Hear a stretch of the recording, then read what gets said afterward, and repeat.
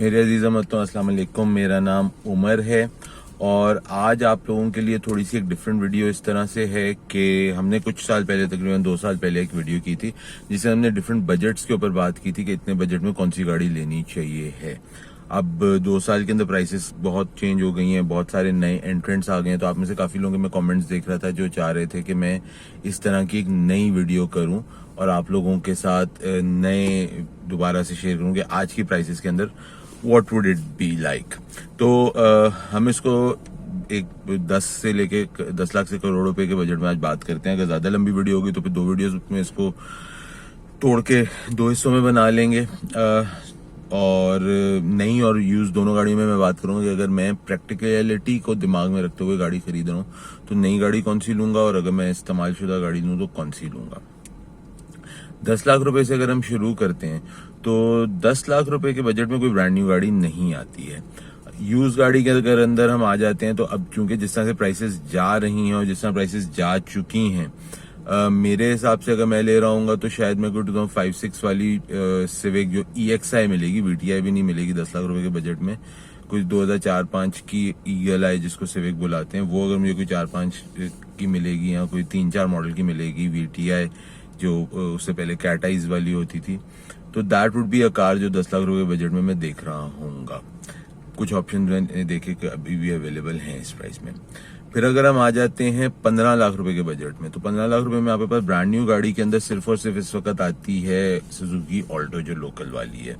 तो अगर brand new गाड़ी लेनी होगी तो there is no other option but that Alto. मैं वो चाइनीज जो है आपकी प्रिंसिपल और यूनाइटेड ब्रावो, इन गाड़ियों के फ्यूचर का इतना पता नहीं है, तो I would not consider those cars. 15 lakh रुपए के बजट में अगर हम यूज गाड़ी के ऊपर बात करते हैं तो I would probably for myself I would consider a Honda City 2011-12 model की होंडा सिटी जो है, that's a good option. Decent गाड़ी है, अभी रिसेंटली उसकी शेप चेंज हुई है, so that is a good car. 1300 या 1500 जो भी मुझे मिलेगी, I would consider that car in 15 lakh का बजट। 20 लाख रुपए के अगर हम बजट पे आ जाते हैं तो 20 लाख रुपए के बजट में आपके पास नई गाड़ियों के अंदर ऑप्शन आ जाते हैं। वैगनार आ जाती है, कल्टस आ जाती है, आपके पास पिकांटो आ जाती है, आपके पास प्रोटॉन सागा आ जाती है, आपके पास जो है आ जाती है सुजुकी स्विफ्ट भी थोड़ी ऊपर नीचे करके with in the close price range है। मैं स्विफ्ट इसलिए नहीं जाऊंगा क्योंकि स्विफ्ट 1300 सीसी होने की वजह से फ्यूल पे काफी हैवी है। मैं अगर उसके अंदर देखूंगा तो मैं उस गाड़ी पे नहीं जाऊंगा जो आपकी कल्टस है या वैगनार है, because I personally don't like the AGS shifting. On the plus side petrol की वो बहुत अच्छी है। Proton again new brand, I don't know how it will be in 2-3 years, तो मैं अपने पैसे प्रोटॉन पे भी नहीं लगाऊंगा। मेरे पास ऑप्शन बचेगा पिकांटो का। Kia Picanto is what I would go for if I am spending 2 million rupees for a brand new car. मेरे काफी कंफर्टेबल गाड़ी है, देखने में अच्छी है, मुझे थोड़ी सी बेहतर वैल्यू फॉर मनी लगती है पर्सनली। अच्छा, इसके बाद अगर हम आते हैं इसी प्राइस रेंज के अंदर यूज जापानीज के अंदर, तो मेरे पास एक ऑप्शन है जो कि नई वाली आपकी डाइत्सु मीरा है। 20 लाख रुपए के बजट में हैंड्स डाउन मैं उस पर चला जाऊंगा। और अगर मुझे यूज गाड़ी लेनी होगी तो 2014-15 की मैं पासो को कंसिडर करूंगा। इतने पैसों में एक अच्छी मुनासिब गाड़ी मिल जाती है। अच्छा, फिर अगर हम आ जाते हैं 25 लाख रुपए के बजट में, 25 लाख रुपए के बजट में आपके पास नई शेप की करोला GLI है। मैं कॉमन गाड़ियों की बात करता हूँ, यूज में आपके पास क्या क्या आता है। नई शेप की आपके पास GLI आ जाती है, आपके पास क्या उसे कहते हैं रीबर्थ है। ये दो कॉमन गाड़ी हैं जो 25 लाख रुपए बजट में लोग कंसिडर करते हैं। I would go for rebirth civic because feature में गाड़ी के पास आपको ज्यादा ऑप्शंस मिल जाते हैं। फ्यूल इकॉनमी 1300 करोड़ और उसकी एक जितनी है, भागने दौड़ने में गाड़ी अच्छी है, तो मैं पर्सनली यूज में अगर ले रहा हूँ तो सिविक लूंगा। ब्रांड न्यू के अंदर आपके पास 1300 में सिटी है, 1300 में आपके पास यारिस है और आपके पास ऑल्सविन है 1500 वाली। तो 25 लाख रुपए के बजट में डरते डरते अगर ब्रांड न्यू गाड़ी लेनी होगी तो मैं ऑल्सविन को तरफ शायद थोड़ा सा इंक्लाइन हो रहा हूँ। रीजन बीइंग के 1500 सीसी गाड़ी है, सनरूफ वगैरह सारा कुछ मिल जाता है। सेफ बेट खेलना चाहूँ तो सिटी पे जाऊंगा। यारिस पर्सनली मुझे पसंद नहीं है, सिटी मुझे फिर भी आई नो पुराना शेप है, इसके ऊपर हम लोग सब बहुत नाराज हैं नई सिटी से, लेकिन अगर आप उसको एक सेकंड के लिए पुरानी शेप वाली चीज को साइड पे रख के गाड़ी इटसेल्फ को देखें तो गाड़ी बहुत मुनासिब गाड़ी है। 25 लाख रुपए के बजट में मैं ये जो वेट्स या पासो है जो अनरजिस्टर्ड आपको जैपनीज मिलेगी, मैं ये नहीं खरीदूंगा। मेरे हिसाब से it's not value for money. Use में अगर मुझे लेनी होगी तो मैं रिवर्स पे जाऊंगा, अगर ब्रांड न्यू लेनी होगी तो सिटी या ऑल्सन के अंदर से एक गाड़ी पे ले लूंगा। अच्छा, फिर हम आ जाते हैं 30 लाख रुपए के बजट में। ब्रांड न्यू में वही आपके पास सिटी का और यारिस का ऑप्शन है। उसके बड़े इंजन में आ जाते हैं तो I would go for Aspire 1.5 जो कि 32-33 की पड़ती है, बट 30-32 उस तरह से मैं उसको देख लेते हैं। और अगर मुझे यूज में 30 लाख रुपए के अंदर गाड़ी लेनी होगी तो मैं कोई 2015-16 की ग्रैंडे पसंद करूंगा। 17 की भी शायद मिल जाएगी मुझे, पुराना प्री फेसलिफ्ट वाला जो ग्रैंडे है। That is what I would go for in a budget of 3 million rupees. क्यों? पावर में बहुत बेहतर गाड़ी है, और अगर मैं उसके अलावा अगर देखता हूँ मुझे सिविक एक्स इतने पैसों में मिलती नहीं है 30 लाख रुपए के बजट में। मुझे उसके बाद वेजल जो है वो जेड पैकेज मिलेगी नहीं 30 लाख रुपए के बजट में। तो ऑप्शंस में अगर देखा जाए तो 30 लाख रुपए के बजट में यूज के अंदर मुझे यही समझ में आता है। अच्छा, 40 लाख रुपए के अगर हम बजट पे आ जाते हैं तो इसके अंदर अब जो है ब्रांड न्यू गाड़ी के अंदर आपके पास करोला भी है, आपके पास सिविक भी है, आपके पास एलेंट्रा भी है। तीनों गाड़ियां अच्छी हैं। तीनों गाड़ियों में आप अपनी मर्जी के ऊपर देख सकते हैं कि आपको कौन सी गाड़ी ज्यादा आपको पसंद है, आप उस गाड़ी पे जा सकते हैं। मैं अगर पर्सनल प्रेफरेंस पे देखूं तो मैं I would go for a brand new civic. I kind of like the car. Use के अंदर अगर हम आते हैं तो आपके पास काफी सारे ऑप्शंस आ जाते हैं 40 लाख रुपए के बजट के अंदर। यूज के ऑप्शन में मैं जो हूं पर्सनली प्रेफर करूंगा थाईलैंड वाली वीगो। आपको 10-11 मॉडल की मिल जाती है। यहाँ जैसे मैं वेजल में बैठा हूँ, ये 35 से 40 लाख रुपए के अंदर आपको बहुत एक अच्छा ऑप्शन है मेरे पर्सनल ओपिनियन के अंदर। हाइब्रिड है, आपके पास स्पोर्ट्स मोड वगैरह की वजह से दौड़ाने के अंदर बड़ा एक मजे की चीज हो जाती है। फीचर्स वाइज गाड़ी में बहुत सारे फीचर्स हैं। ग्राउंड क्लियरेंस अच्छी है, विजिबिलिटी अच्छी है, पीछे की seat like it's a very nice comfortable car. So अगर मुझे 35-40 लाख रुपए में यूज गाड़ी लेनी होगी तो hands down Vezel is the best bang for the buck in my opinion.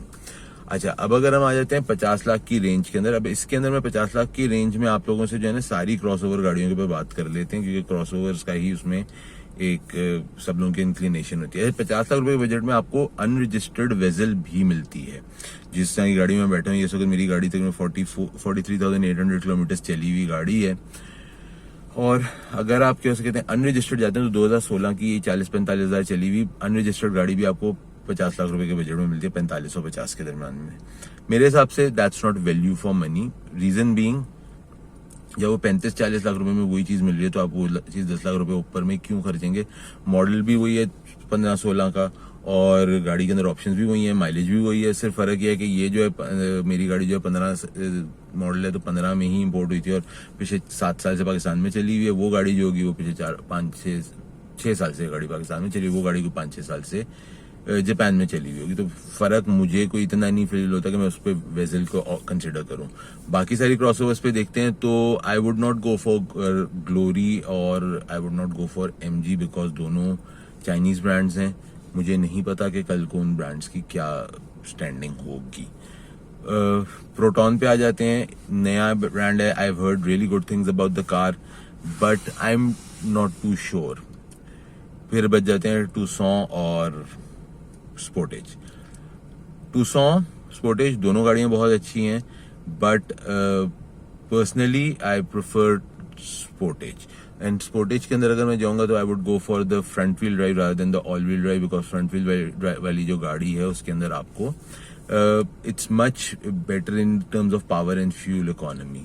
So I would go for the front wheel drive गाड़ी। और आप इट्स नॉट लाइक आपको बहुत ज्यादा चीजें आप मिस आउट कर रहे हैं। आप पैसेंजर साइड की पावर सीट आपको नहीं मिलती, आपको लेदर सीट्स नहीं मिलती, आपको स्पेयर व्हील अलॉय रिम नहीं मिलता है, आपको जो है पीछे का पावर टेलगेट नहीं मिलता है। 2 व्हील ड्राइव का ऑप्शन है, 4 व्हील ड्राइव का ऑप्शन है। तो इस तरह से मतलब कोई 5-6 फर्क है, इतना कोई बड़ी बात नहीं है। I would go for front wheel drive Sportage if I'm going for all if I have to choose among all these crossover vehicles. 50 का बजट पे हम आ गए। अब इसके ऊपर अगर हम आ जाते हैं तो 60-70 लाख रुपए का जो बजट है, इसके अंदर जो बजट से हटके हम आ जाते हैं गाड़ियों की हमें क्या क्या ऑप्शंस आ रहे हैं। 60-70 लाख रुपए में आपको पुराना वाला फॉर्च्यूनर मिलता है, आपको जो है नया डीमैक्स मिल जाता है, आपको थोड़ा ऊपर नीचे करके नया रेवो मिल जाता है, आपके पास इसके अलावा कोई आज से 10 साल पुराना 10 साल भी नहीं एक्चुअली, आपको 15 साल पुराना प्राडो मिलेगा 60 लाख 70 लाख रुपए के बजट में। तो इस बजट के अंदर अगर और आपको कोई मतलब 15 से 20 साल पुरानी लैंड क्रूजर 100 सीरीज मिलेगी इतने पैसों में। मैं अगर इतने पैसों में गाड़ी खरीद रहा होऊंगा तो मुझे अगर ऑफ रोडिंग करनी है तो मैं ब्रांड न्यू रेवो ले लूंगा, और अगर मुझे ऑफ रोडिंग नहीं करनी है तो मैं डी मैक्स ले लूंगा, क्योंकि मेरे हिसाब से डी मैक्स बहुत कंफर्टेबल है, लेकिन ऑफ रोडिंग जो है वो रेवो की थोड़ी सी बेहतर है। So that would be my choice in that particular price segment. मैं प्राडो या लैंड क्रूजर या पुरानी गाड़ियां 70 लाख रुपए खर्च के मैं पुरानी गाड़ी पे नहीं जाऊंगा, मेरा दिमाग उस तरफ नहीं जाता। Sonata in cars, I have heard really good things about the car. I have not personally been able to check the car, मैंने अभी तक उसको देखा नहीं है, लेकिन मैंने सुना है कि काफी अच्छी गाड़ी है। बट अभी नहीं, अभी के लिए I would rather stick to Revo या डी मैक्स। इतने पैसों में again rather go for a 4-व्हीलर देन अ कार। फिर हम आ जाते हैं इसके ऊपर वाला जो बजट है, जो 70 और करोड़ों रुपए का बजट है, उसके अंदर आपके पास अगेन 2011-12 का आपको प्राडो मिलता है, आपको 2006-7 का 100 सीरीज लैंड क्रूजर मिलेगा, एक्चुअली 6 के आसपास उसका मॉडल, 7 तो फिर नया शेप आ गया था, वो आप प्राइस 7 में भी आया था, सॉरी। तो 6-7 का आपको लैंड क्रूजर मिलेगा 100 सीरीज 80 लाख करोड़ रुपए के बजट में। आपके पास सरेंटो आती है और आपके पास फॉर्च्यूनर आती है ब्रांड न्यू गाड़ियों के अंदर। अगेन मैं इतने पैसे खर्च के आई would not go for such an old car. मुझे अगर एक एसयूवी टाइप की गाड़ी चाहिए जिसको मैं ऑफ रोडिंग वगैरह के लिए यूज कर सकता हूँ, then hands down Fortuner is no brainer. और अगर मुझे एक ऐसी गाड़ी चाहिए जो कि 7 सीटर हो, लेकिन मुझे कोई ऑफ रोडिंग वगैरह नहीं करनी, मुझे कंफर्टेबल गाड़ी चाहिए, then it will be a Sorento. तो ये है मेरी थोड़ी सी चॉइसेस फ्रॉम 10 लाख रुपए टू 1 करोड़। आज 2021 सितंबर के अंदर हम बैठे हुए हैं, और इस टाइम पे अगर मैं इनमें से गाड़ियां खरीद रहा हूँ तो मेरी चॉइसेस ये होंगी। आप लोग कमेंट्स में ज़रूर बताइएगा कि आप लोगों का क्या ख्याल है मेरी पसंद की इन चॉइसेस वाली गाड़ियों के बारे में। अपना और अपने घर वालों का ख्याल रखिएगा। अगली दफ़ा तक के लिए अल्लाह हाफिज़।